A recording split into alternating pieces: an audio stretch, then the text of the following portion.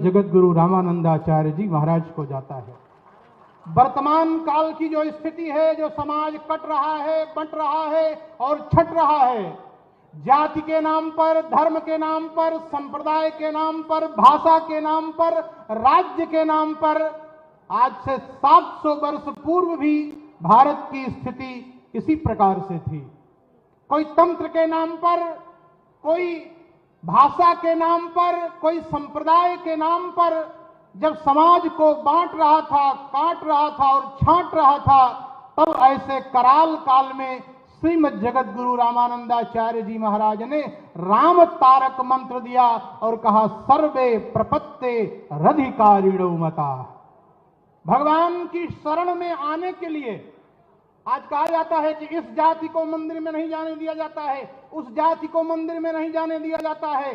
जगत गुरु रामानंदाचार्य जी महाराज जो समाज से टूटे थे, फूटे थे, झूठे थे, अलग अलग बिखरी हुई मोतियों को इकट्ठा करके और सारे समाज को एक मंच पर खड़ा करके और कहा कि भगवान की शरणागति के लिए सब पात्र हैं।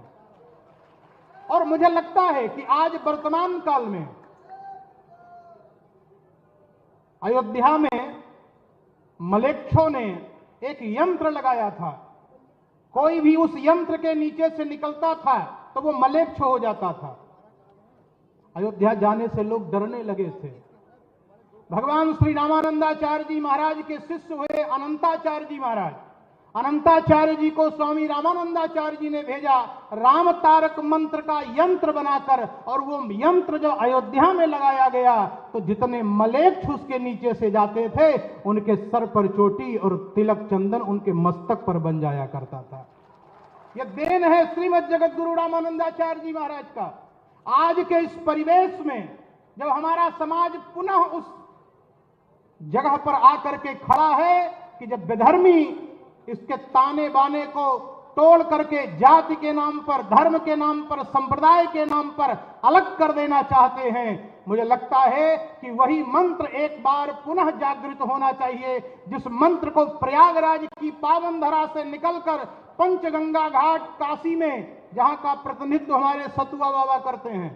और सतुआ बाबा का अर्थ आप जानते हैं, जहां कोई जाति नहीं, जहां कोई पात नहीं, जहां कोई संप्रदाय नहीं, कोई भी भक्त आए प्रेम से सतुआ पाए, वो संप्रदाय के आचार्यों ने उस पीठ की स्थापना की। और दूसरी बात, इस भारत में हिंदी धर्म ग्रंथों के अनुसार भारत की जनता को जोड़ने का काम दो लोगों ने किया, एक शिव अवतारी श्री गोरखनाथ जी महाराज और दूसरे जगत गुरु रामानंदाचार्य जी महाराज।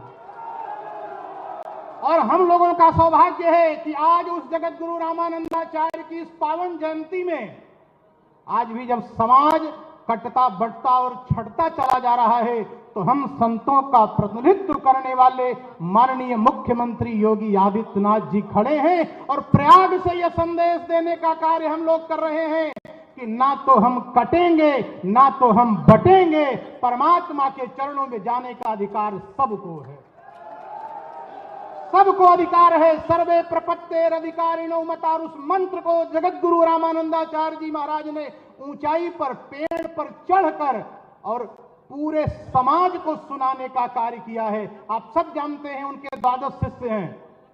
ब्राह्मण को भी बनाया, छत्री को भी बनाया, उन्होंने धन्ना को भी बनाया, उन्होंने नाई को भी बनाया, उन्होंने कबीरदास जी को भी बनाया, और आधी आबादी जो महिलाओं की है उनको भी शिष्य बना करके और निश्चित रूप से अलग अलग बिखरे हुए फूलों को एक माला बना करके समाज में प्रस्तुत करके और समरसता के साथ एकात्मकता की वेदी पर लाकर बैठाने का कार्य किया है। मुझे लगता है कि आज वर्तमान काल में हो रहे इन तथा कथित लोगों को जवाब देने के लिए एक बार पुनः हमें उस मंत्र को याद करना पड़ेगा, जाति पाति पूछे नहीं कोई, हरि का भजे सो हरि का होई।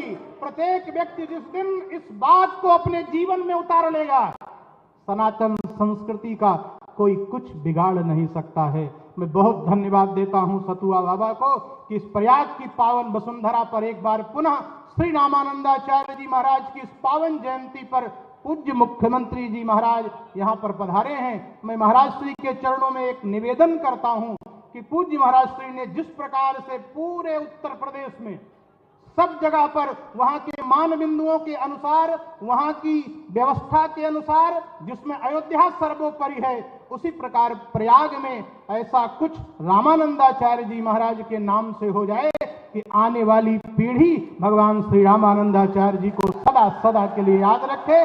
पूज्य महाराज श्री के चरणों में ये निवेदन करते हुए वाणी को विराम। जय जय सिया राम।